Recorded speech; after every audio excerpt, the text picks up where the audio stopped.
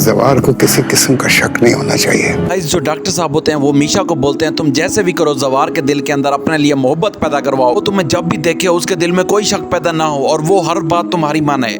अगर ऐसा हो गया तो क्योंकि डॉक्टर साहब बोलते हैं अगर जवार सही ने तुम्हारी सारी बातें मान ली तो वो तुम्हें उस घर से कभी नहीं निकालेगा। सब कुछ खत्म हो जाएगा।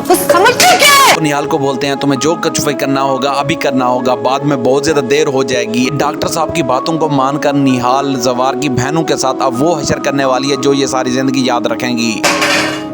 जवार की जो बड़ी बहन होती है वो अपने हस्बैंड के पास जाती है और कहती है जवेद तुम यहाँ पर बैठे हुए हो, पूरे घर में वो जो नई नैनी आई है उसने तमाशा बनाया हुआ है। जवेद बोलता है सब्र करो, मैं उसका जरूर हिसाब लूंगा। शक तो होगा।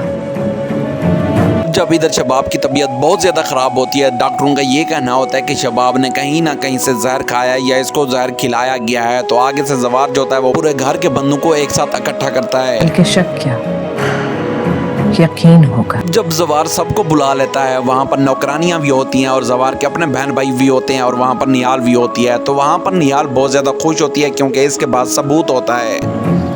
अगला कदम उठाने का वक्त आ गया है। जवार पूछता है कि वो कौन बंदा था, मैं तो पता करवा दूंगा, जो मुझे बता देगा मैं उसको इनाम भी दूंगा। तो आगे से वो जो नैनी होती है निहाल होती है वो सामने आती है और कहती है साईं मेरे पास कुछ रिकॉर्डिंग है। अपना बोरिया बिस्तरा बांधो, हटो पीछे। जवार सिंह जब वो सारी रिकॉर्डिंग देखता है तो उसमें अपनी छोटी बहन का उसको सारा पता चल जाता है। अब वो उसको बहुत ज्यादा डांटता है और कहता है यहाँ से निकल जाओ, तुम तो यहाँ हमारी दुश्मन बनी हुई हो और मेरी नजरों से दूर हो जाओ। जवार की बहन अपने भाई से बहुत ज्यादा मिन्नतें तरले कर माफिया मांग रही होती है। जवार कहता है मैं अब तुम्हें और ज्यादा माफ नहीं कर सकता, तुम तो मेरी दुश्मन हो, मेरे बेटे की दुश्मन हो, यहाँ से बिस्तरा बांधो और निकल जाओ। ये सब क्यों कर रही हो तुम? पैसा चाहिए? थोड़ी देर के बाद जो जवार की बड़ी बहन होती है वो निहाल के पास आती है और कहती है मीशा तुम ऐसा क्यों कर रही हो, तुम्हें हमसे क्या जेलसी है, तुम्हें पैसे चाहिए तो हमें बताओ। संभाल कर रखिए पैसा। मीशा बोलती है पैसों की जरूरत आप दोनों बहनों को है, मैं तो यहाँ पर राज करने आई हूँ, मुझे क्या उनसे पैसे की जरूरत है। मीशा वहाँ पर हंसती हुई चली जाती है और कहती है अपने लिए भी याद रखो, तुम्हारे साथ भी ऐसा ही करूंगी। थोड़ी देर के बाद जवार की दोनों बहनें जवार के रूम में चली जाती हैं और बहुत ज्यादा मिन्नतें तरले कर रही होते हैं कि जवार भैया में माफ कर दें, लेकिन जवार उनकी बात नहीं सुनता और घर से बाहर चला जाता है और कहता है यहाँ से दफा हो जाओ, क्योंकि जाना तो आपको भी है।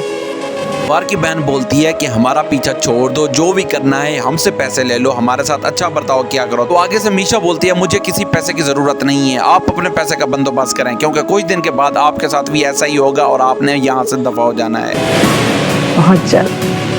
फिर जवार की जब दोनों बहनें रो रही होती हैं, माफिया मांग रही होती हैं, निहाल से भी माफिया मांग रही होती हैं कि जवार से हमारी बात करो, तो निहाल भी उनकी बात नहीं सुनती और वहां से चली जाती है। बस फिर अब आहिस्ता आहिस्ता मीशा की तरफ जवार मुतमईन हो जाएगा और इससे मोहब्बत करेगा। अगर आपको हमारी वीडियो अच्छी लगती है तो काइंडली लाइक एंड सब्सक्राइब जरूर किया करें।